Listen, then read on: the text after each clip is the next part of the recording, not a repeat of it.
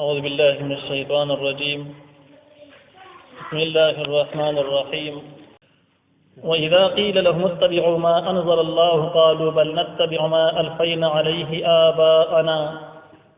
أولو كان آباؤهم لا يعقلون شيئا ولا يهتدون. دې ذکر کې الله تعالی د مشرکانو باطل دلیل چې شرک په باره کې به پیش کړ هغه ذکر کړي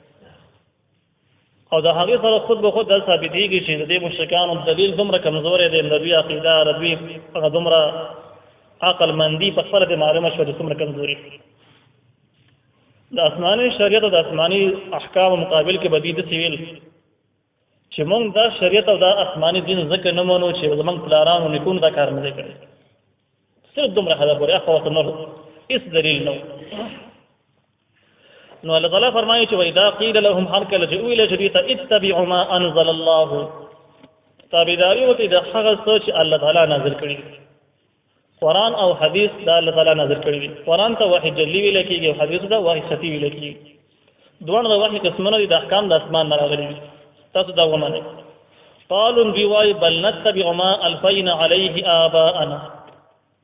بلکې مونږ تابعداري کوو د هغې چې مونږ مندل په هغې باندې آباءنا مشران خپل نو دا د هغوی دلیل شي الله تعالی دغه جواب کوي اولو كان آباؤهم لا يعقلون شيئا ولا يهتدون اگر چې و پلاران د دوی مشران د دوی لا يعقلون شيئا عقل نه لرو د هیڅ شي ولا يهتدون او نه هدایت مندل حاصل دا دی چې پلاران یې خلکو چې په خپل دومره عقلمن هم نه و چې عقل چلولې د اجتهاد په ذریعه باندې د الله تعالی وحدانیت معلوم کړی وي داسې هم نه عقل نه کار نه اخیست ولا يهتدون او نه د دې لاره سمه وه یعنې په خپله باندې هم آسماني شریعت یې مطالعه کاوه نه آسماني علم ورسره هم نه او په عقل یې هم نه یوځای کاوه چې د هغې په ذریعه باندې د الله تعالی وحدانیت یې معلوم کړی وي او د نبي علیه السلام صحیح پیغمبر یې معلوم کړی وي یعنی علم او اجتهاد د دوه نه پاک نه علم لارو او نه مجتهدین د دې نه معلومه ده شو چې د دې کس خبره منل چې د هغه آسماني شریعت خلاف چې څوک مینو هغه منل پکار نه لري او دته باطل اتباع ویل کېږي یا تقلیدی باطل دته ویل کېږي ناجایز تقلید شرک تقلید کوم څه ویل کېږي دا یا چې کوم دینو په اړه د کافرانو کې دی او کافرانو به د هغه خلکو مبارک د آسماني شریعت خلاف په ویل چې زموږ پلارانو دا کار نه کړي ځکه زموږ پلارانو ډېر بوتان لرل 360 د په خانقاه کې پراته وو داسې نور په خوښه ځګینو کې پراته وو او ډېر مشهور نومونه لرل نو زموږ مشرانو بوتان استعمال کړي دي او تاسو ته د آسماني شریعت خبره کې د بوتانو خلافت کې راځي مخالفت راځي نو موږ دغه خبره نه دا د کافرانو خبره وه او الله تعالی جواب وکړه چې ګوره دغه مشران ستاسو په خپله عقل من نه وو او دوی ته چا سره رهنمایي هم نه وه کړې نو ځکه به دغه چا په لار باندې تللي دي د هغې په لاره باندې تګ مه کوي خلکو دا آیات ځان سره اخیستلی دی او یو ناجایزه فضا پیدا کولو دپاره خلک وایي یاره وایي دا کم دغه چې کم دی د احناف یا نور خلک وایي دې راته ووایي چې قرآن او حدیث ومانو نو هغه وایي چې زموږ امام صاحب داسې نه ده کړې نو وایي دا داسې شولی چې د کافرانو شان چل شو ګوره د هغې خبره غلطه په دې معنې ده چې الله تعالی وایي اولو کان آباؤهم لا یعقلون شیئا ولا یهتدون نو هغې مشران نه په خپل عقل منو او نه هدایت او رهنمایي موندلې وه نو د چا هدایت کړی و او نه په خپله باندې ګمراه کړی او ته یادې څوک امام ابو حنیفه رحمت الله علیه یادې امام ابو حنیفه رحمه الله دا مجتهد دی په اتفاق د علماو مجتهد دی او تابعی دی د عبدالله بن مسعود رضی الله تعالی عنہ شاګرد دی او تقریبا ګډ استادان د دې چې کوم دي 120 استادان دي په 120 استادانو کې امام جعفر صادق چې مشهور امام تیر شوی دی هم استاد دی نو هغه سړي باره کې د څنګه راغلی او هغه راغلی د کافرانو سره د کافرانو سره کوم مشابه کې چې ګوره اعظم پر باطل باندې دي او قاسم په باطل باندې ناروا خبره ده هرانګ زموږ عقیده دا ده چې ټولو نه اوچته مرتبه د قرآن زموږ د اهل سنت والجماعت عقیده دا ده چې ټولو نه مخکې قرآن ده چې حکم په قرآن کې موجود دی بل ځای کې نه ده قرآن کافي دی قرآن کې حکم صریح کاره په کاره ته بیا نه موندو نو بیا به راشي احادیث صحیحه کې بیا موندو هو ټیک شو که بیا نه موندو نو بیا به لاړ شي د امت اجماع به وګورئ چې امت اتفاق په څه باندې دی دې ته اجماع ویل کېږي. اجماع د احادیثو نه ثابت ده. لا يجمع امتي على الضلال، زما امت په ګمراهۍ سره اتفاق نه راځي، او چې کله اتفاق راغی دا به حق خبره. نو د امت اتفاق وګوري، صحابه کرام اقوال افعال وګوري، تابعین او تابع تابعین او د علماء اجماع وګوري چې په سمه اتفاق راغلی دی. کدا دې پیدا کو نو تاسو دلیل بیان کړئ. که بیا دې پیدا نشو نو په آخري مرتبه کې قیاس چې نور احکام به مطالعه کی او هغه په شان د حکم به بده کې پیدا کی او یا بل حکم باندې قیاس دا آخري مرتبه ده. نو اوس زمونږ د امام څخه خبره منل په د دې آیات مصداق ګرځول چې یاره د قرآن او حدیث په خلاف کې د کوم ځای کې نسبونه کو دا تهمتونه دي، دا ارزامونه دي، ساده خلکو له دوکې ورکول دي او ساده خلکو بېلارې کول دي او دا د هغه بتپرستو غوندې معامله ده. د خلکو پیسې په څه طریقه باندې وهل دي چې یاره ځان د قرآن او د حدیث لوی لوی نومونه استعمالوه، ټول خلک کافران ثابت کا او بیا وایي اوس د پیسو ضرورت دی چې په دې لاره کې کار وکړو. بهر حال باندې یوسف علیه السلام واقع وروسته روان رسول یوسف کې براش چې یوسف علیه السلام کله جیل ته لاړو او نو په جیل په دوران کې ملګرو پکې خوبونه ولدل. یو کده خوب ولیده چې زه په لاره باندې روان یم او د ډوډو ښکارۍ مې په سر کړې ده او مرغان نازي دا ډوډۍ په هوا کې زما نه اوچته یوځي. او بل پکې بل خوب ولیده چې زه خپل بادشاه له شراب جوړوم او ورکوم. نو دغه کسان راغلل یوسف علیه السلام ته یې وویل ته په خوبونو باندې صحیح پوهېږي، ته موږ پر تعبیرونو باندې پوهېږي او داسې متوجه په احترام کېناست، ځکه مجبوري وه تعبیر یې معلومه و. نو یوسف علیه السلام ورته وویل ټیک تعبیر به تقی خو د هغې نه مخکې به ما ته غوږ کېدی، زما خبرې به واوري، د هغې نه بعد به تعبیر تاسو ویم. نو یوسف علیه السلام ورته وویلو چې واتبعت ملت آبائي، ما د خپلو پلارانو دین اختیار کړی دی، ما د خپلو پلارانو دین اتباع کړی ده. او پلاران یې څوک دي؟ ابراهیم علیه السلام دی، اسماعیل علیه السلام دی، اسحاق علیه السلام دی. نو اتباع د اباو را لګرانه خو کومه اتباع ده؟ هغه اتباع ده چې کوم شرعي ده، ځکه هغه پیغمبران ته شي علمي صلاحیتونه یې لرل. نو دغه اتباع په هغه وختونو کې ناروا ده چې کله دغه کس د شریعت خلاف بیا چې کله تا باندې یقین وکړو او تا به اعتماد وکړو که څه زمانه بعد هم تا ته معلومه شوه چې دا کوم حکم یې جماعت ښودلی دی بیان کړی دی، قرآن او حدیث سره ټکراو شته، یا د اجماع سره ټکراو دی، یا د قیاس سره ټکراو دی، دا کس یا غلط شوی دی یا طریقه یې کړله، نو په دقه ځای دا حکم بیا مسترد دی. دا زموږ ټولو کتابونو لیکلي دي دا حکم بیا مسترد دی او دې لپاره بیا بل ځای پیدا کېږي، بل ځای نه معلومي. نو په دې کې د باطل اتباع هېڅ شی رانغی. دویمه خبره دا چلېږي خلک وایي چې یاره یو تقلید دی او یو اتباع ده، دې کې فرق دی، دې کې هېڅ فرق نشته. دا فرق نه د قرآن نه ثابت نه د حدیث د اسم ثابت نه، اتباع تابعداري ته وایي، تقلید هم تابعداري ته وایي، دې کې فرق نشته دی. یو ورځ تقریبا یو شپږ میاشتې وړاندې یو کس ما څه خبرې اترې کولې، نو ما ته ویلي ځان پړې م نور نه پوهېږم، خو ما ته یو چا خبره کړله چې تاسو توشې دی هغې د تقلید وایي او تاسو یې کوئ، په هغې سره کافر کېږي. ما تقلید څه شي ته وایي؟ ولې زه نه پېژنم خو وایي تاسو یې کوئ نه. تقلید چې کوم دی نو اتباع او تابعدارۍ ته ویل کېږي. او په یو چا باندې داسې اعتماد کول چې ته وایې چې بس دا په دین او شریعت باندې پوهېږي، نو زه چې په کومو خبرو نه پوهېدم د ده نه به تپوس کوم، په ده باندې به عمل کوم. دا تقلید او تقریبا دا ټول خلک کوي. دا کوم خلک د تقلید دشمنان دي دوی هم کوي. او که نن تاسو تجربه وکړئ تاسو ته یو شرعي حکم ورته بیان کوي او ورته ووایئ چې دا حکم شرعي داسې دی، او ته وایي یاره صبر کوه زه د خپلو شیخانو سره رابطه کوم چې هغوی ما ته څه وایي. نو تاسو د قرآن او حدیثو نه حواله ورکړله، بیا دلته کې د شیخانو حوالې د ضرورت شته نشته دی. خو دې په تا اعتبار نه کوي، په شیخانو اعتبار کوي، دا تقلید دی او دغه تقلید شخصي ویلی کېږي. تقلید نه هېڅ حکم بار نه دی. تقلید نه هغه خلک بار وو چې د نبي کریم صلی الله علیه وسلم نه وي برای راست خبرې اورېدې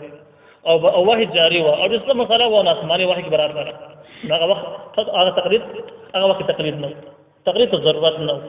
خو چې کله نبي علیه السلام دنیا نه لاړ او بیا نوي نوي مسایل پیدا کېږي نوي نوي، نو ته مجبوره چې خامخا په چا باندې اعتماد وکړي. ځکه دا کوم حدیث چې موږ لولو نو دا موږ په چا باندې اعتماد کړی، امام بخاري باندې موږ اعتماد کړی هغه حدیث باندې، هغه په تقوا او بزرګۍ باندې زموږ اعتماد زموږ لیدلی نه دی.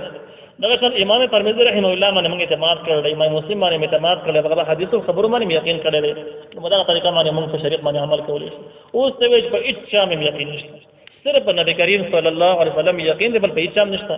نو نبی کریم صلی الله علیه وسلم خو تا نه دی لیدلی، تا ته دغه حدیث نه دی بیان کړی، نو ته په چا ته اعتماد کړې نو کوم ځای کې ته به لاړ شي، بیا به د دهریت او د الحادیت لاره اختیار کړي چې یو ناجایز یو خطرناک منزل دی هغې ته به روان شي. بهر حال باندې نو د آیات د کافرانو مبارک دی او دغه کافرانو مبارک الله تعالی صریح وایي چې هغوی نه خپل عقل منو او نه هدایت مندون کې خلک وو هدایت هم نه موندلې عقل یې هم نه لار د دوړو نه وزګار ځکه بوتانو ته پراته نو کې یو دغه مخر خبر تواوره چې هغه هدایت مندون کې دی عقل من سره دی او څور باندې یقین دی چې د تقوا دینداری بزرګي ټیک او د علم صحیح دی خبره باندې یقین کې بده استراحت نشته بلکې د بیانې شریعت او قران هم د سوال چې فاسالو اهل الذکر ان کنتم لا تعلمون کته د آسماني دین او آسماني شریعت باندې نه پوهیږي د اهل علم نه تاسو وکړي او دغه تاسو کول د بیانې تقلید د په باندې اعتماد کوي نو دلته کې الله تعالی وایي چې دوی کافرانو باندې ویل شي کافرانو ته وکړه دعوت ورکړي چې موږ تاسو د هغه تابعداري وکړي انزل الله چې الله نازل کړی دی دوی وایي چې بل نتبع ما الفینا علیه آباءنا بلکې موږ تابعداري کوو د هغه څه چې موږ مندل په هغه باندې پلاران کړ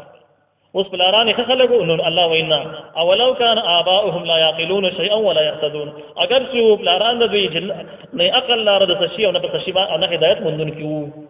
نو باطل خلک شو باطل اتباع شو باطل تقلید شو او دا شی چې موږ په دې باندې متفق ومثل الذين كفروا كمثل الذي ينعق بما لا يسمع الا دعاء ونداء دغه کې د کافرانو حال بیانېږي چې کافرانو چې کله دعوت ورکړي نو دغه ټیم کې دوی څه حالت دي کافرانو کې تقریبا 3 قسمونه مفسرین نقل کړي دي یو هغه کافر دی چې هیڅ خبر نه دی بالکل به د معاشره کې پاتې شوی د جاغې نه شریعت پیژني نه کفر پیژني سم نه پیژني د یو د حقانیت او د باطلیت نه نه خبرو نو دا کې کسان چې کله دعوت ورکړي نو تقریبا دی قبلای دویم قسم هغه دی چې هغه دین نه پیژني یا دین پیژني خو دې سره سخت تعصب هم لري اسلام سره سخت بغض او دښمنی ده لکه عیسایان او يهوديان دا واخله چې هغه پسماني په قران او حديث په حقانيت کې شک نشته دی او زموږ سره فقهي دښمنی دي کینه تعصبونه دي چې دا هغه سبب مخکې درشوي رته باندې یو ستاره چې يهود او نصارا تاسو سره سخت بغض لري او دې چې کومې کینې پړونو کې پټې کړې دي نو هغه ډیر زیات دي دا غینه چې کله د بخلي اظهار هم کیږي ته د خپل خبرې کمی دي او پړونو کې تاسو خلاف کینې ډیر زیات نه وي الله تعالی فرمایي ولتجدن اشد الناس عداوه للذين امنوا اليهود والذين اشركوا د مؤمنانو بدترین دشمنان يهود او مشرکان دي او دغه کسان تاسو سره به هیڅ حال باندې جوړ اتفاق نه راځي نو اوس ګوره کم کسان چې په شریعت باندې نه پیږي کافران دي نو دې کې به دوه حالات جوړيږي یو حال دا دی چې سره په دین پويږي نو په دې غم کې اخته دی چې را زبا یو صحیح شریعت او صحیح لار څنګه معلومه کړم چې په لار د تک وکم او الله تعالی الله تعالی راضي نو په دې خلکو کې طلب موجود دغه قسم خلک هغه د بشریت نه پیږي خو دې کې طلب هم نشته چې را دین د ضرورت شته او کنيشته او دین مال پکار ده کنه دغه لیبرالایزم عقیده واخله یا سیکولریزم او د کمیونستي عقیده واخله چې هغه وي دینونو ته تلاسل یو شی دی کې خو بد نشته کوپری عقیده نو اوس دغه سیکولریزم کمیونیزم عقیده چې کوم دي سوشلیزم هغه وایي چې کفر او اسلام او بت پرستی او عیسایت او يهودیت سره یو شی دی هیڅ فرق نشته نو دا هغه خلک چې باطل دي خود حق لټون کینې دي نو بده کې د اولاني ته چې کم حق لټون کې خلک دي هغه ته دعوت ورکړي نو فوري قبول کړي دا دویم د سړي چې بده کې ځنې هدایت نصیب کیږي ځنې نصیب کیږي کم چې طالب العلم کې دی ورته او دریم هغه چې کوم عنادي کافران دي اسلام سره سخت زړه او بغض دي او دې ځکه چې دغه عنادیان باندې روان دي چې کوم کسان د اسلام سره سخت دښمنی ده او سخت بغض دي نو کله چې هغه دعوت ورکړي نو کما مثل الذي ينعق بما لا يسمع الا دعاء ونداء مثال د دې د حق کس په شان ده کې دي چې आवाज وکي هغه چاته لا يسمع او چې هغه ناوري خبره الا دعاء ونداء مگر رب لنا او تش आवाज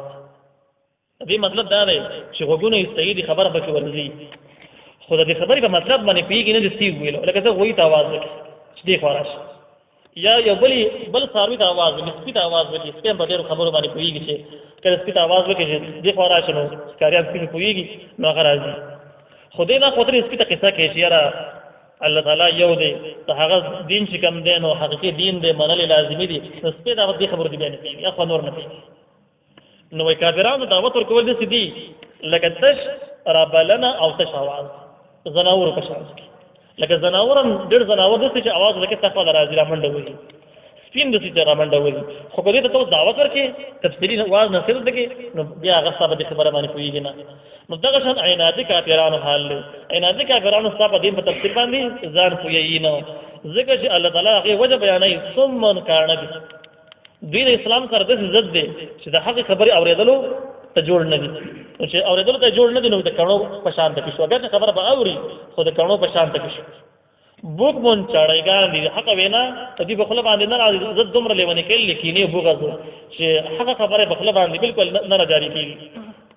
عوم جنو لاندې د حق نه چې د پیغمبر علی السلام معجزې نه او نه د دومره لوی کائنات او لوی دنیا یې نه چې الله تعالی او د هغه وحدانیت کې معلوم او دا کله کېږي چې کله بوغز کینې لیونه بالله شي جوړي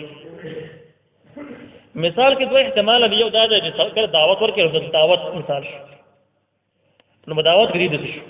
لکه سره چې ګړو بيزي आवाज وکي فعال دراشي او بیا وسره باس کې خبره نه کوي نو کافرانو صف وینا باندې راجم شي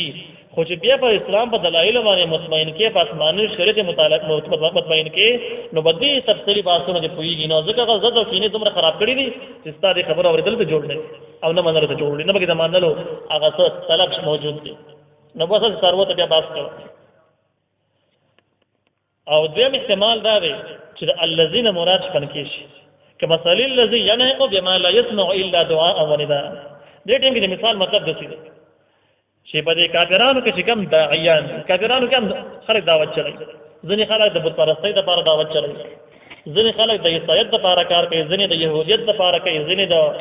سیک مذهب لپاره کار کوي دې خپل داعیان هغه لپاره دعوت چلای کمونستان واخلا دهریان نو بدلی کې چې کوم داعیان دی او کوم خلک نظریه مطالعه کړل لکه ډېر خلک دسی شي هغه نو څونه فارغ شي سوشلیزم یې ذکر کړی اشتراکي نظام کفري نظام چې کوم دی چا لیبرالیزم مطالعه کړی او ذکر یې عملي کړی چا نشنریزم یې ذکر کړی چا کمونیستي ذکر کړی به داخله چې کوم علاقه دلار چې د دعوت چلای هغه موضوع باندې کار کوي دعوت چلای نو بدلی کې چې کوم داعیان دي هغه داعیان چې کوم دي په شان د شپنکې چې نو بس صابر راغون کې ځان دا دغه د کفر کم داعیان چې هغه د خپل خلق ځان تراجم چې راجم کې به خبري کوي نو دا خبري به سیدې لکه سارو د چټي څه مطلب یعنی دا الناس خلق د سیدې چې به سارو په شان دګي دی نه پوهیږي چې دا خو اسلام او شریعت خلاف لګیاري دي جواب پکار دی نه انکار پکار دی په خبره باندې نه پوهیږي وګورئ ته خلک سره تقضي نو د دې رسمي مثال چې سارو د خبرې کوي ځکه انسان ته څه وی چې الله نشته ابدي پریدي چې صحیح انسان څوک ته وایي چې نبی علیه السلام پیغمبر نه دی سم مطلب دا برداشت یا به آسماني حکم پورې ملنډي وکړي ستاسو مخ ګستاخي وکړي په پردې په احکام پورې په سود په احکام پورې داسې به نور پورې ملنډي مسخري وکړي سم څه نه راځي ځکه دا د مسلمان معصیت د انسان معصیت خو دغه شیزونه چې دوی کوم ماتحت دي دا غوینه سکاروي جوړ شوی دی هغه د مخې دا باس کواغه څه خوشالي کوي او باندې غنی نه